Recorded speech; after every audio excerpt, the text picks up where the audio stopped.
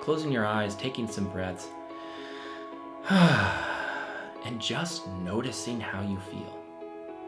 It's really that simple. And thinking about it like, well, who is noticing how I feel? This is most likely self. Welcome back to the channel. Thanks so much for joining me. My name is Conor McMillen. I was trained by the IFS Institute in 2014. I practice as a life coach. I absolutely love what I do.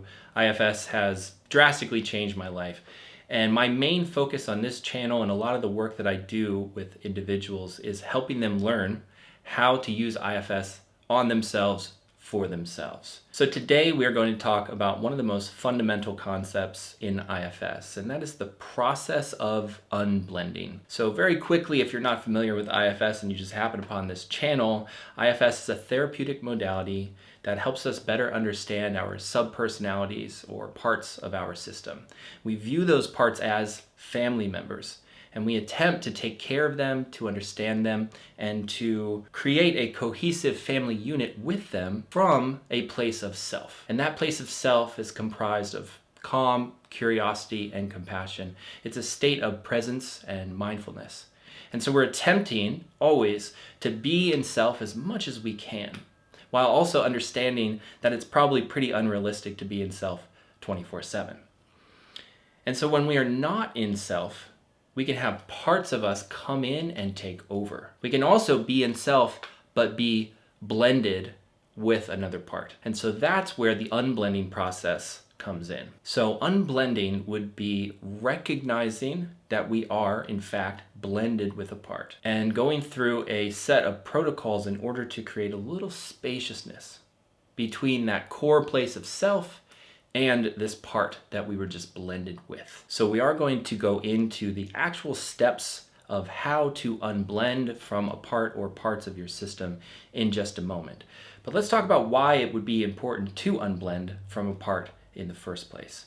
You probably have a pretty good idea, but let's talk about it a little bit just to be really clear. When we are blended with a part, it means that self energy has been kind of covered over.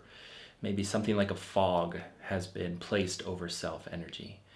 And self energy is something that we really want to bring forward because this is the place where thought, action, emotion is very clear and very precise.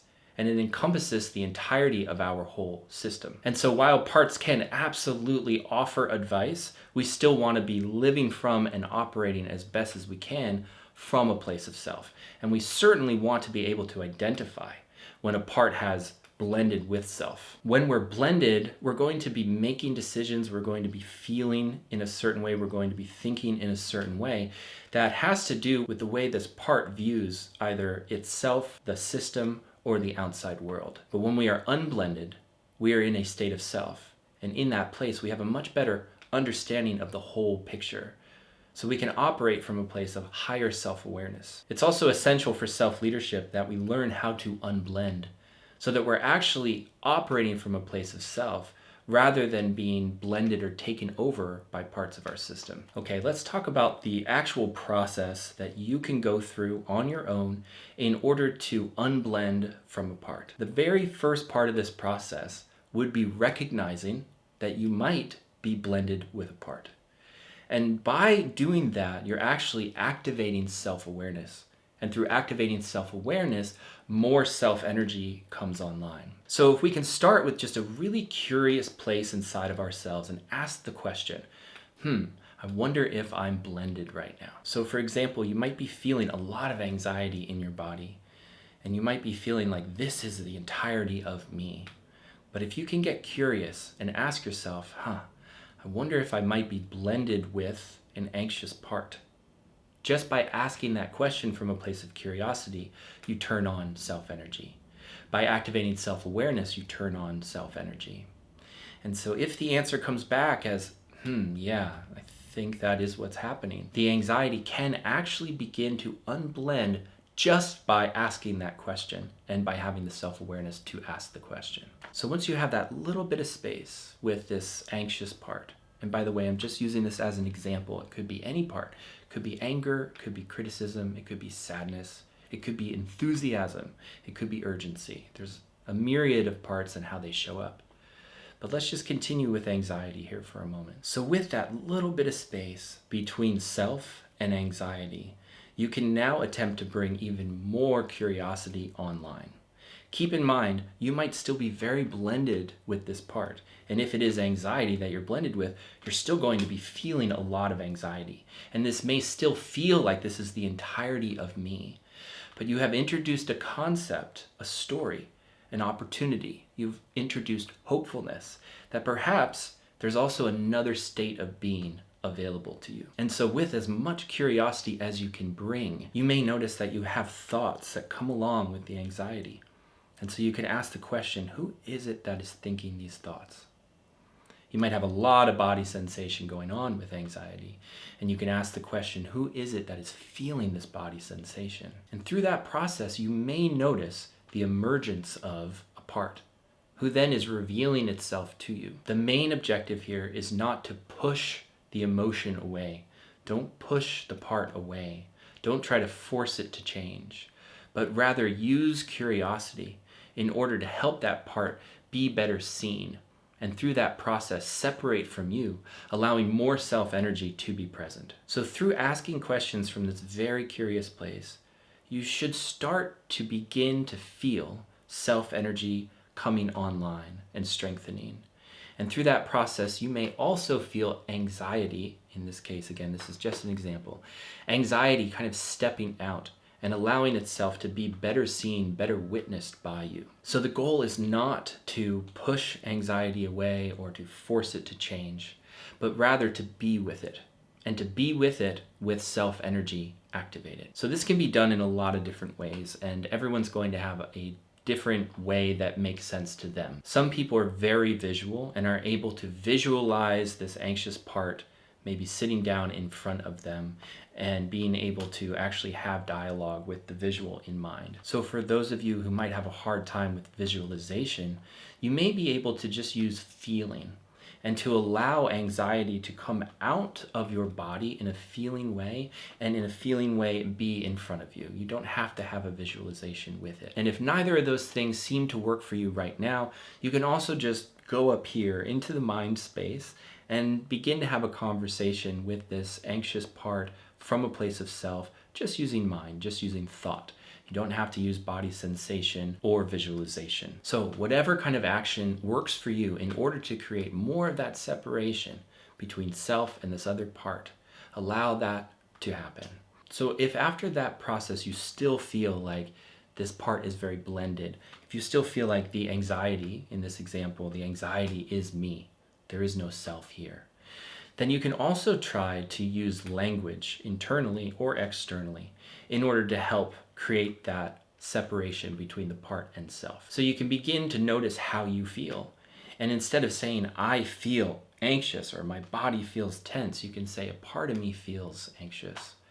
A part of me feels really tense. A part of me is thinking this. A part of me is feeling that. A part of me is remembering.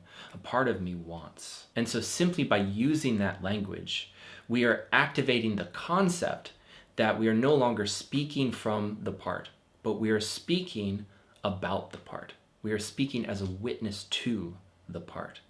And through that, you may notice more self come online. So as the unblending process begins to emerge, you should begin to notice self-energy as calm, curious, confident, compassionate.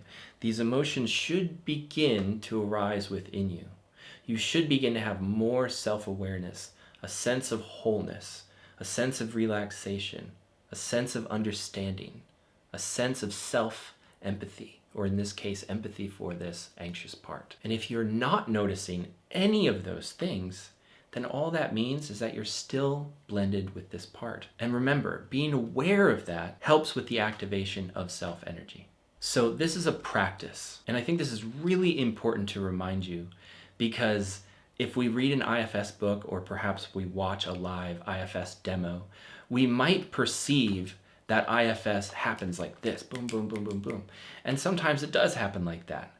But oftentimes it needs a little time to settle in the system. And so practicing the unblending process will eventually, I believe, yield you the results that I'm talking about, where you'll be able to notice, wow, I really feel overwhelmed. I wonder if there's a part here. And then go through these steps to help this part unblend from self. And once in self, then you can begin a whole other set of protocols in order to engage with this part. I totally believe that that's possible for you.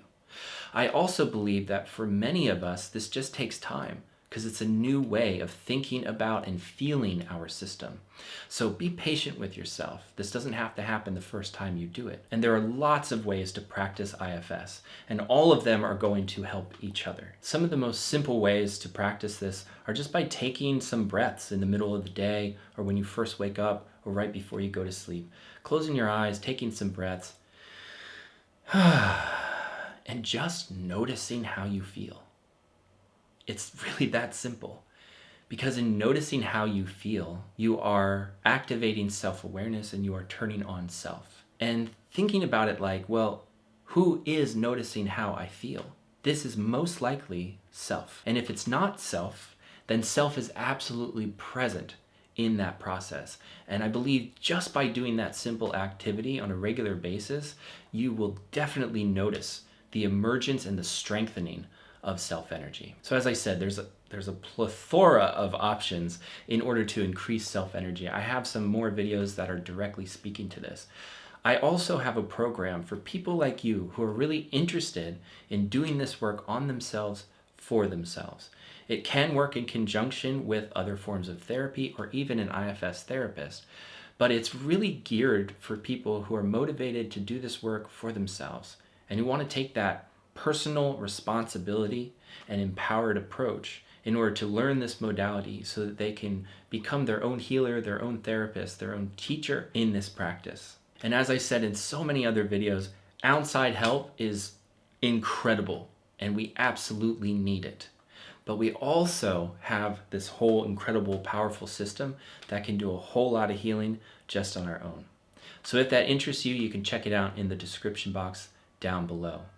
I've also introduced a new program that is the self-leadership coaching training for therapists, coaches, and other healers who want to learn more about the fusion between action-based coaching and the therapeutic modality of IFS.